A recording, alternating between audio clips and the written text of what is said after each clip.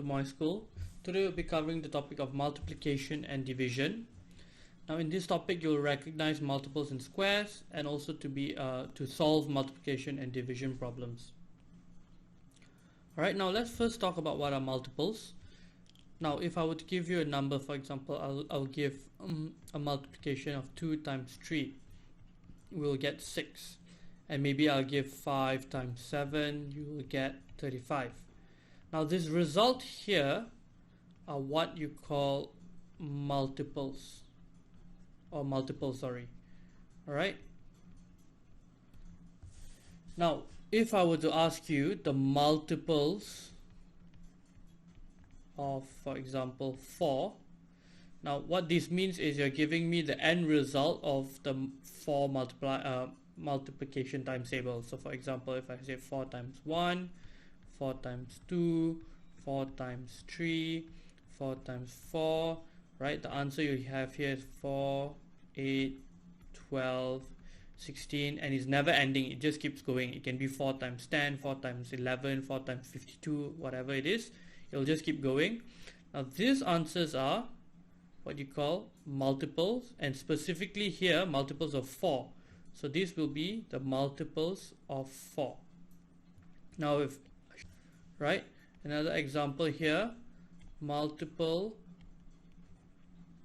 of maybe say 7, right? We have 7 times 1, we have 7 times 2, we have 7 times 3, and it just keeps on going. 7, 14, 21, right? So these are all multiples of 7. Alright, then we have squares. Alright, now squares basically mean when you have a number and you multiply it by itself, the answer is a square. So for example, if I have 2 times 2, I'm multiplying 2 by the number itself, you get 4. This is a square number. Alright, then we can also have 6 multiplied by 6, which gives us 36. This is also a square number.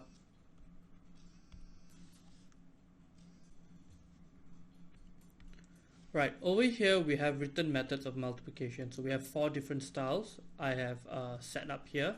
So we'll go through one by one. Right, now the first method is partitioning method, which you should be very familiar with. Right, we have 1, 2, 6 multiplied by 5. Now we need to partition this number. So we have 1 in the hundreds position, so we will get 100. 2 in the tens position, you get 20. 6 in the digits position, which will be just 6. So I'll write that down. So 100 times 5, then we add with 20 times 5 in brackets, plus 6 times 5 in brackets. So you must solve what's in the bracket first before you add them. So 100 times 5, we have 500. 20 times 5, we have 100. 6 times 5, we have 30, which will give us 500, sorry, which would give us 630 as our answer. Now similar to this method, we have the grid system. Alright, it's quite similar. So we write this in grids. So we have we have to write them. So we have 1 to 6 again. So 1 is hundreds position, 2 in the tens position give us 20, and then 6 multiplied with the number 5. So we have 5 times 100, which will give us 500. 5 times 20 gives us 100. 5 times 6, which gives us 30. Add this together, you will get 630. Alright, the next method is called the compact method, where you write it as so. Right, then you multiply each number. So we do from left to the right. So we have 5 times 1, which is in the hundreds position. So it's 5 times 100. So you get 500. 2 is in the tens position. So 20 times 5, we will get 100. 6 times 5, which is in digit position, so it's 30. Add them together, you will get 630s. Alright, these 3 methods are very similar to each other. Alright, now the last method, the common method, the method that I use or most people use, which can be used for any form of number. So any big numbers, any small numbers, you can use this method. Right, so we take the number 5, we multiply from left to right. So I have 5 multiplied by 6, which gives me 30. Now the 0 in the digits is written here. The 3 goes up to the next number to the left. Now we have 5 times 2, which we get 10.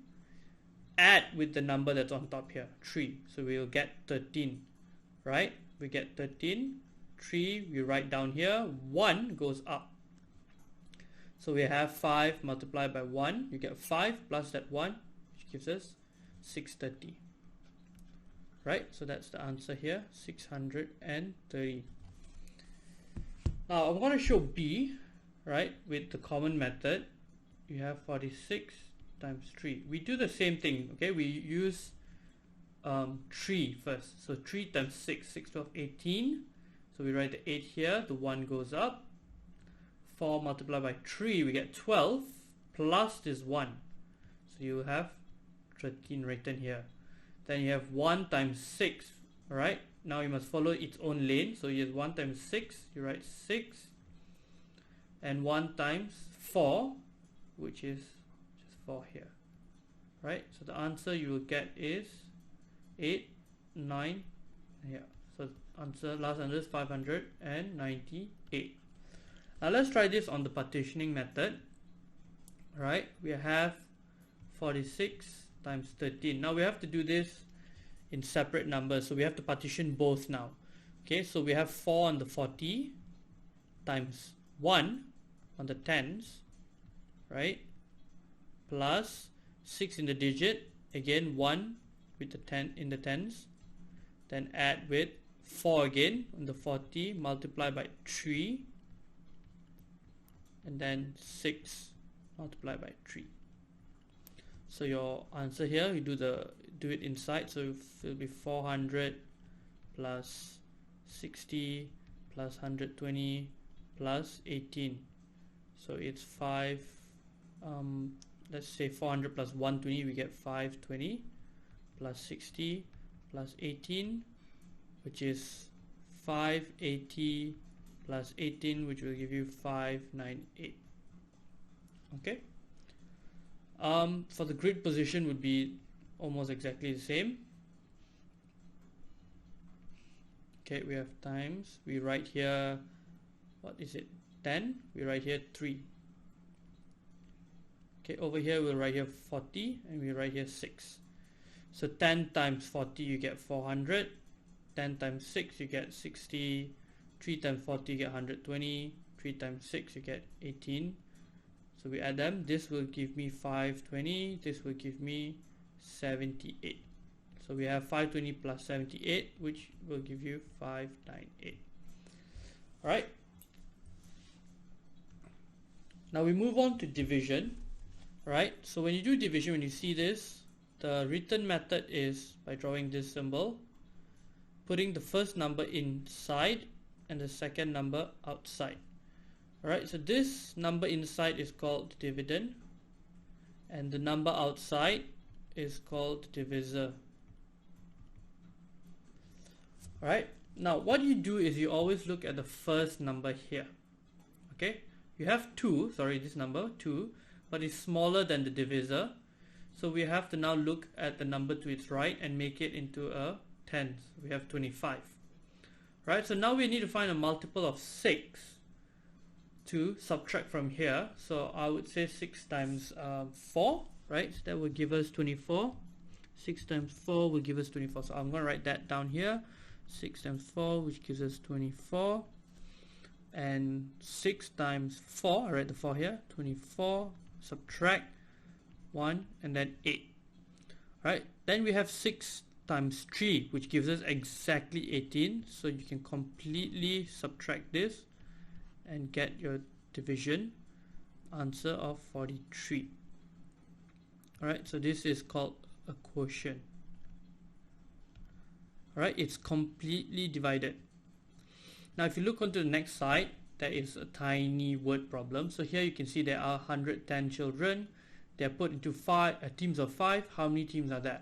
So we have a total of 110, which are put into teams of 5. So we're dividing this by 5. Right? We're dividing them into teams of 5. So we divide by 5. Very direct. get back onto the written method, right? Closest, 1 is too small, so we look at it as 11. So 5 times 2 will give us 10, minus 1 comes down, 0, maybe another 2, 10, completely divided, and you have the answer 22, right? Here you must write, it says how many teams are there, so you have to write here 22 teams. Alright, the next question here, we have a double digit. Okay, we have a double digit, and it works the same, right? So you, for example, have 546 divided by 26. Now, since this is double digit, we look at the first two digits here. We have 54 and 26. So we can use 26 times 1. Now let's just check 26 times 2. Is that small enough? 6 times 2 is 12, 4, 5, 52. Yes, it is small enough. So we can have 26 times 2, 52. We minus 4 minus 2 will give us 2, and then a 6. Alright, so 26 times 1 will give us completely divided. So the answer here will be 21.